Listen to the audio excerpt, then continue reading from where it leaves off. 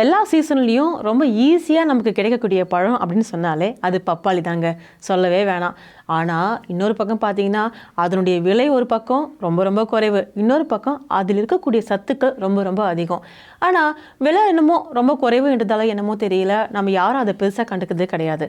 பப்பாளி பற்றி தெரிஞ்சுக்கிறதுக்கு இன்னும் நிறைய விஷயங்கள் இருக்குது. அதுக்கு முன்னாடி நம்ம சேனலை இதுவரை நீங்கள் சப்ஸ்கிரைப் பண்ணலையா, உடனே சப்ஸ்கிரைப் பண்ணுங்கள். பக்கத்தில் இருக்கக்கூடிய பெல் ஐக்கானையும் கிளிக் பண்ணுங்கள்.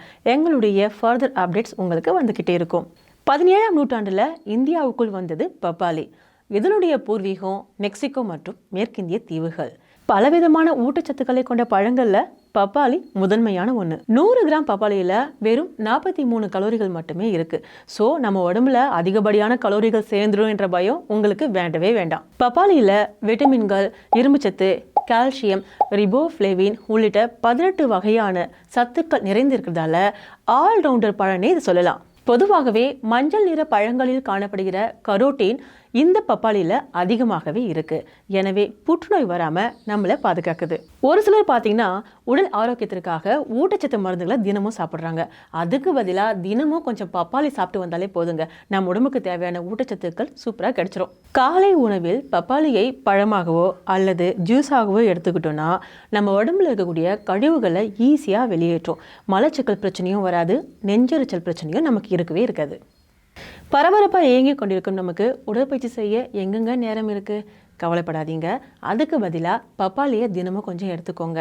இந்த பப்பாளியை தினமும் சாப்பிட்றதால நம்ம உடம்பில் இருக்கக்கூடிய கழிவுகளை அகற்றுறது, தேவையில்லாத கொழுப்பை நீக்கி விடுறது, அது மட்டும் இல்லாமல் செரிமானத்தையும் சீராக்குது. உடல் எடை அதிகமாக இருக்கிறவங்க காலை உணவாக பப்பாளியை எடுத்துக்கோங்க. இதே மாதிரி 4 வாரங்கள் தொடர்ந்து நீங்கள் சாப்பிட்டீங்கன்னா கண்டிப்பாக உடல் எடை குறையும். இந்த காயை சமைத்து உண்பதாலும் உடல் பருமன் குறையும். பப்பாளியில் உள்ள பொட்டாசியம் மற்றும் நார்ச்சத்து இதயத்தை எப்போதும் வலுவாக வைத்திருக்கிறது. அடிக்கடி பப்பாளி பழத்தை உண்பவர்கள் எந்த விதமான நோய்க்கும் ஆளாக மாட்டார்கள். காரணம், பப்பாளியில் உள்ள 2 விதமான சத்துக்கள் நோய் கிருமிகளை எளிதில் அழிக்கக்கூடிய வல்லமை பெற்றது. எனவே அவங்களுக்கு தொற்று நோயும் வராது, வேறு எந்த விதமான பிரச்சனையும் வராது. குழந்தைகளுக்கு பப்பாளி பழத்தை கொடுப்பதால அவங்களுடைய பற்கள் மற்றும் எலும்புகள் நல்ல வலுப்பெறும். அது மட்டும் இல்லாமல் கண்களுக்கு பப்பாளி ரொம்ப சிறந்தது. பப்பாளியில் ஃபோலிக் ஆசிட் இருக்கிறதால குழந்தைகளின் உடல் மற்றும் மூளை வளர்ச்சிக்கு மிகவும் சிறந்தது. அது மட்டும் இல்லாமல் பப்பாளியை ரெகுலராக நம்ம சாப்பிட்றதால ஆண்களின் உயிரணு உற்பத்தி திறனை அதிகரிக்கும்.